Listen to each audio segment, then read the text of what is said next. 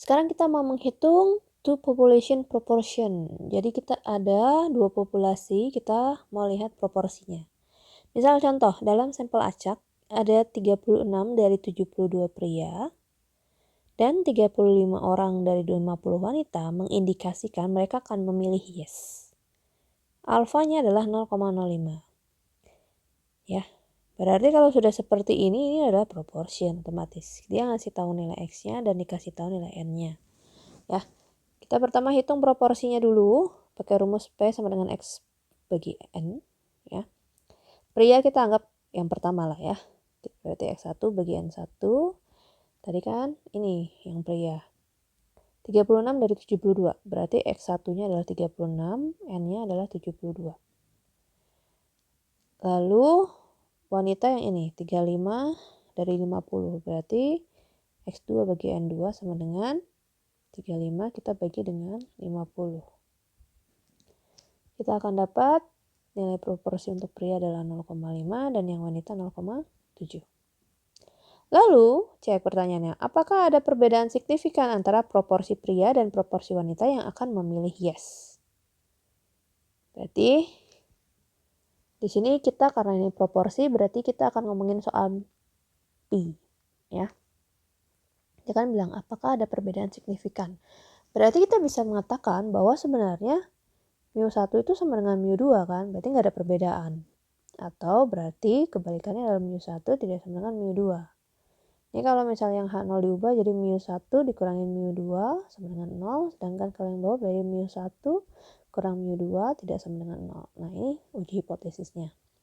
Sekali lagi ingat, ini bentukan apa? Bentukan two-tail. Ya, kalau sudah seperti ini berarti kita akan mencari critical value-nya. Kalau uji yang ini kita pakai Z-dis, berarti adalah Z alpha untuk alpha per 2. Ya. Jadi tadi alfanya dikasih tahu di soal adalah yang ini 0,05. Berarti kita akan mencari Z 0,05 per 2. Ya. Jadi kita nanti dapat nanti di tabel Z ya, jangan lupa cari di tabel Z nilainya adalah 1,96. Nah, sekali lagi karena ini two-tail berarti plus minus.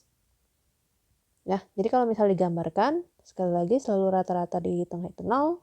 Kalau dia positif berarti ke kanan, ya kita anggap ada di sini areanya. Ini adalah 1,96.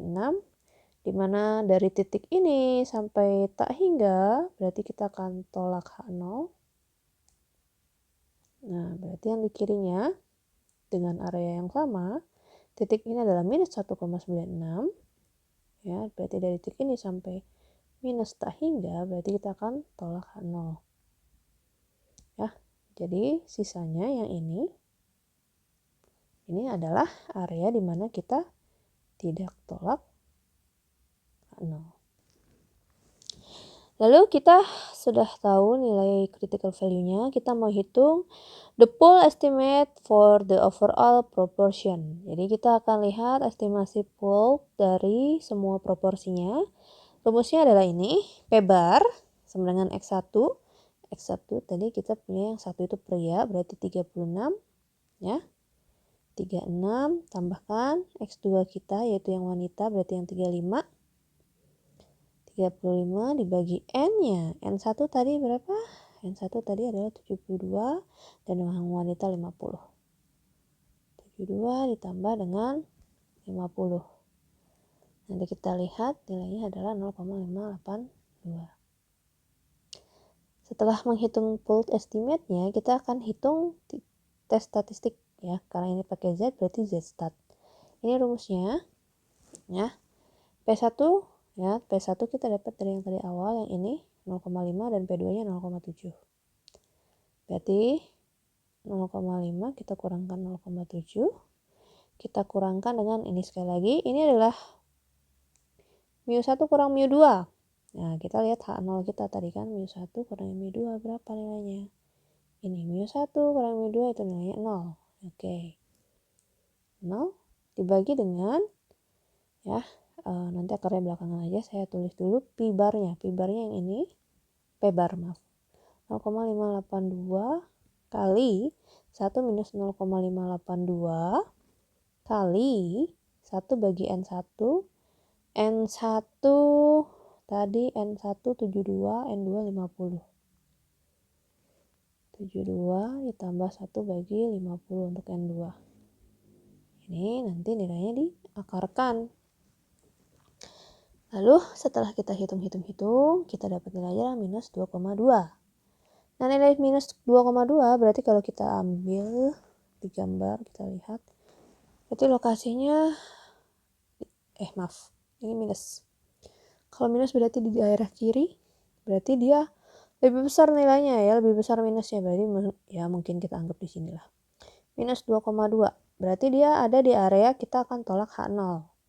Berarti kesimpulannya kita akan tolak H0. Berarti apa? Ada cukup bukti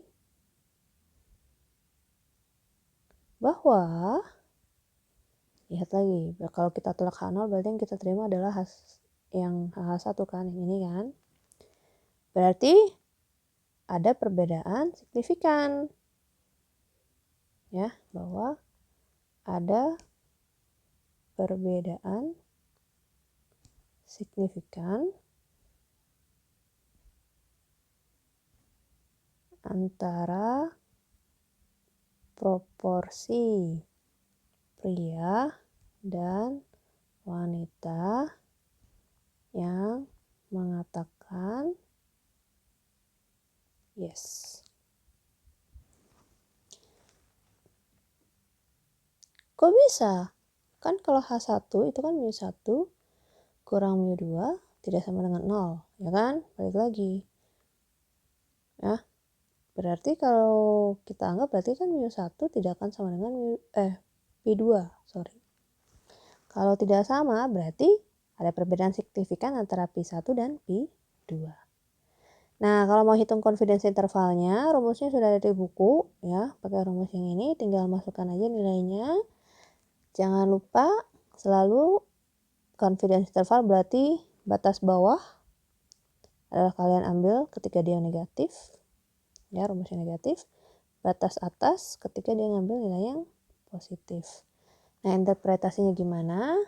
Kalian cek lagi di video yang paling pertama di bab ini.